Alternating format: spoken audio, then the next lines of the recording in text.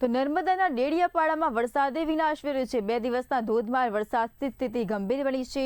ડેડિયાપાડામાં અત્યાર સુધી 23 ઇંચ વરસાદ વરસ્યો છે। પૂર્વ પટ્ટીના અનેક ગામો સંપર્ક વિહોણા બન્યા। જંગલ વિસ્તારના ગામોમાં હાલાકી વધી। પીપલોદ વાદ ઉમર માર્ગ પર ગરનાળા ધોવાયા। પ્રથમ વરસાદમાં 3 ગરનાળા તૂટી ગયા। નવા બનાવેલા ગરનાળાની કામગીરી સામે સવાલો ઊભા થયા। ગરનાળા તૂટતા અનેક ગામોના સંપર્ક તૂટ્યો છે। અંતરિયાળ ગામોમાં ખાડીઓ ઉભરાઈ છે। વરસાદી પાણીથી જનજીવન પ્રભાવિત બન્યું। તંત્ર દ્વારા સ્થિતિ પર નજર રખાઈ રહી છે।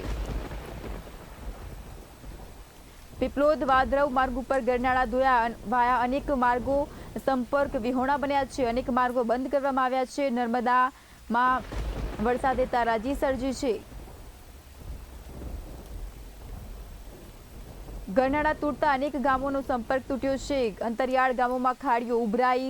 વરસાદથી અનેક ગામો સંપર્ક વિહોણા બન્યા। અનેક ગામોમાં ગરનાળા તૂટતા રસ્તા બંધ કરી દેવામાં આવ્યા છે। જે ગરનાળા નવા બન્યા હતા તેના પર હવે સવાલો ઊભા થઈ રહ્યા છે। નર્મદામાં જળબંબાકારની સ્થિતિ સર્જાઈ છે। નર્મદામાં વરસાદથી જનજીવન ખોરવાયું છે। નર્મદામાં ડેડિયાપાડામાં વરસાદે વિનાશ વેર્યો છે। નર્મદામાં ડેડિયાપાડામાં વરસાદે કહેર મચાવી હોય તેવા દ્રશ્યો જોઈ રહ્યા છો। ડેડિયાપાડામાં અત્યાર સુધી 23 ઇંચ વરસાદ વરસ્યો છે।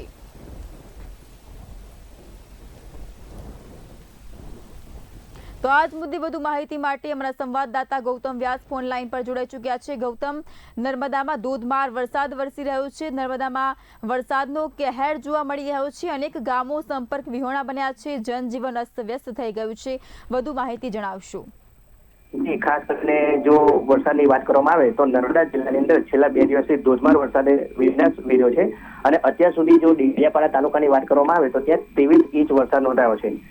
ડેડિયાપાડા તાલુકાની અંદર જંગલ વિસ્તારની અંદર અનેક ગામો જે ખરા તે સંપર્ક વિહોણા બન્યા છે। અને ખાસ કરીને જો વાત કરવામાં આવે તો પીપલોદથી વાઘુમર જતો જે મુખ્ય માર્ગ ખરો તે સિઝનના પ્રથમ વરસાદ પર ત્યાં જે ગરનાળા જે બનાવવામાં આવ્યા હતા તે ગરનાળા સિઝનના પહેલા જ વરસાદમાં ધોવાયા છે।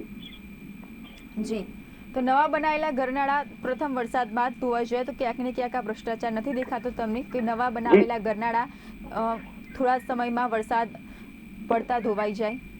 જી, ચોક્કસપણે કહી શકાય। અહીં ગાડી જે ગરનાળા જે બનાવવામાં આવ્યા હતા તેમાં જો જોવામાં આવે તો સિઝનના પ્રથમ વરસાદમાં આ ગરનાળા જે ધોવાઈ ગયા છે જેને લઈને કોન્ટ્રાક્ટરની તેમજ વહીવટી તંત્રની કામગીરી સામે અનેક સવાલો ઉઠ્યા છે।